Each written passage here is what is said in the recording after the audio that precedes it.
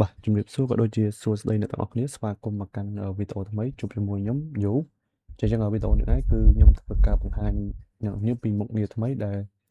profile មិនមុខងារថ្មីមុខងារចាស់តែគាត់ profile profile ជាសាច់ Discord បាន update ទៅលើ profile privacy ដែលយើងអាចបិទបើកបានដាក់ធំ brand អីចឹងបានណាតែមុនតែឥឡូវយើងគេ update ហើយបច្ចុប្បន្នគឺfunction មួយហ្នឹងវាavailable តា user មួយចំនួនទេកំពុងតែ testing អញ្ចឹងវាអត់ទាន់ public 100%ទេអញ្ចឹងនៅពេលដែលយើងបើកមុខងារហ្នឹងវានឹងធ្វើការ hide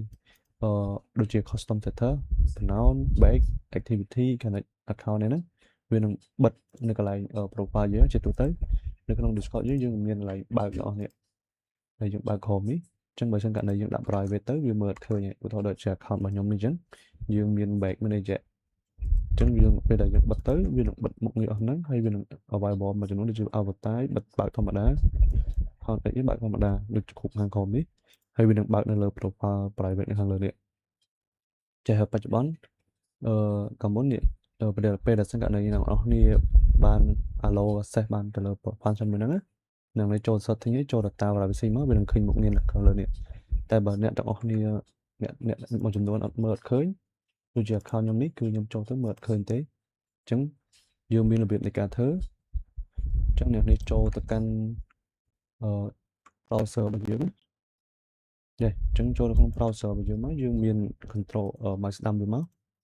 មកស្ដាំអត់ចេញអញ្ចឹងអ្នកនេះចុច control shift i control shift i មកវានឹងចេញបែបនេះតម្រងបែបនេះអ្នកនេះចុចមកកាន់ console នេះមកតមកវានឹងឡើងនេះយើងអាចទៅ save បានហើយយើងអាចចុច code ដែលខ្ញុំដាក់ link នៅក្នុង comment ឬក៏ description អ្នកនេះចុចចូលមកវានឹងរត់មក file មួយនេះហើយខ្ញុំក៏បានឲ្យ AI ជួយសរសេរ description ឲ្យមួយចំនួនអញ្ចឹងប្រាប់ពីមុខងារបើសិនអ្នកនេះដាក់ variable ឲ្យនេះលេខ1វានឹងឲ្យតែ brand យើង only ឃើញបើសិនអ្នកដាក់លេខ2ឲ្យ brand ហើយនឹង server ឃើញតែបើសិនលេខ3វាជា public អញ្ចឹងឧទាហរណ៍ថា code នេះគឺយើងយកលេខ1មក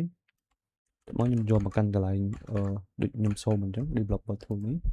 តោះមកខ្ញុំផាសវាចូលអញ្ចឹងបើសិនអ្នកនេះផាសទៅវាចេញអក្សរពណ៌លឿងហើយវាដាក់ថាallow pasting អ្នកនេះគាត់ទៅសេពាក្យថា allow pasting មកយ៉ាជាស្រេច allow pasting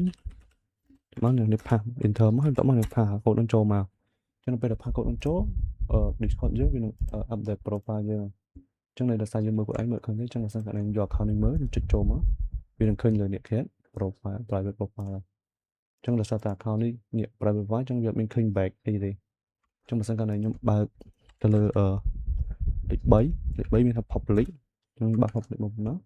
ញ្ចឹងពេលដែលគេចុចចូលលើ profile ខ្ញុំវានឹង update ចាំតិចឲ្យវា update ចឹងលេខ3វាបង slow ចាំទីវាតែការ refresh អញ្ចឹងខ្ញុំសុំ refresh មួយពងអ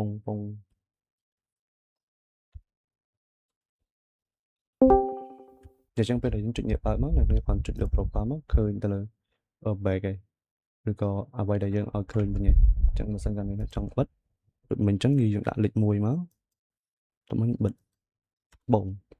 ញ្ចឹង account នេះវានឹង load ទៅ private បើសិនករណីនេះអ្នកគ្នា refresh ទៅអញ្ចឹងពេលដែល user ផ្សេងគាត់ចូលមកមើលយើងវានឹង load បិទ profile ហើយ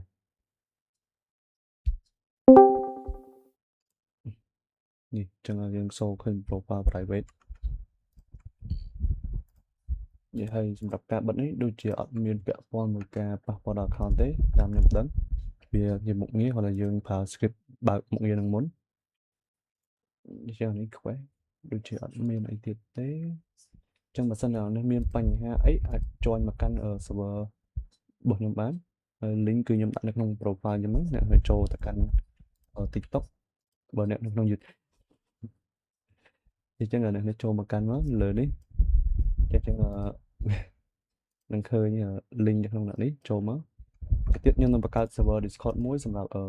announce ទៅលើ script code របស់ខ្ញុំអញ្ចឹងអ្នកគាត់ចូលមកកាន់ server ហ្នឹងខ្ញុំមានដាក់ room មួយតែតិចខ្ញុំនឹងធ្វើ